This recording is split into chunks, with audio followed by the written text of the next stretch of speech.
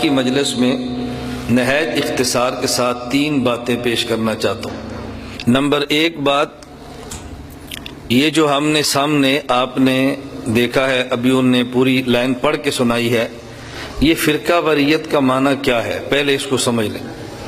لوگ سمجھتے ہیں کہ فرقہ واریت کا معنی اپنے فرقے کو بیان کرنا ہے۔ فرقہ واریت کا معنی اپنا فرقہ بیان کرنا نہیں ہے۔ فرقہ واریت کا معنی دوسرے کے فرقے پہ کیچڑ اچھال کے جنگ و جدل کا بازار گرم کرنا ہے۔ اپنے مسلک کو بیان کرنے کا نام فرقہ واریت نہیں ہے۔ میں مسلمان ہوں، میں سنی ہوں، تو میں اپنی بات کروں گا۔ اگر کوئی عیسائی ہے اپنی بات کرے گا، یہودی ہے اپنی بات کرے گا، کوئی دوسرے مذہب کا اپنی بات کرے گا۔ ہر بندہ اپنی عبادت گاہ میں اپنی بات کرے، یہ فرقہ واریت نہیں ہے۔ بسا اوقات لوگوں کو شک پڑ جاتا ہے کہ اپنے مذہب کی بات کرنا بھی فرقہ واریت ہے، اس لیے اپنے مذہب کی بات کرنا ہرگز فرقہ واریت نہیں ہے۔ اور بسا اوقات لوگ ہمیں درس دیتے ہیں کمپرومائز کرو، حالات بہت خراب ہیں۔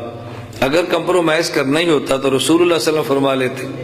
اللہ کے نبی تنہا ہیں اور پورے عالم کی جنگ ہے، کتنا بڑا حضور کے سر پہ بوجھ ہوگا۔ مشرکین نے کہا جی کمپرومائز کر لو، کچھ ہمارا کچھ آپ کا۔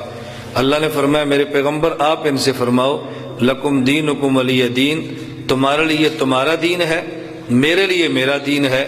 اگر تم میرا دین قبول نہ کرو، میں تمہارے دین میں کچھ بھی قبول کرنے کے لیے تیار نہیں ہوں۔ میں پیغمبر کمپرومائز کے لیے نہیں آیا۔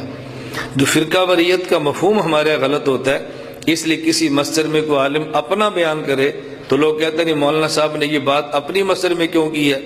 ہر بندہ اپنے گھر میں اپنی بات کرتا ہے، اپنی مسجد میں اپنا مسلک بیان کرتا ہے، اپنے ادارے میں اپنا مذہب پڑھاتا ہے۔ اس کا نام فرقہ واریت نہیں ہے۔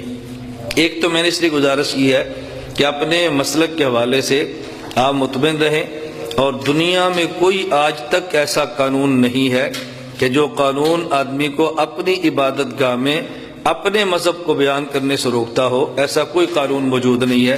اور اللہ کا شکر ہے ہم اسلامی ملک میں ہیں، ہمیں تو ایسی ٹینشن اور ایسی کوئی پریشانی کی بات ہی نہیں ہے۔ تو فرقہ واریت کا معنی سمجھ لیں۔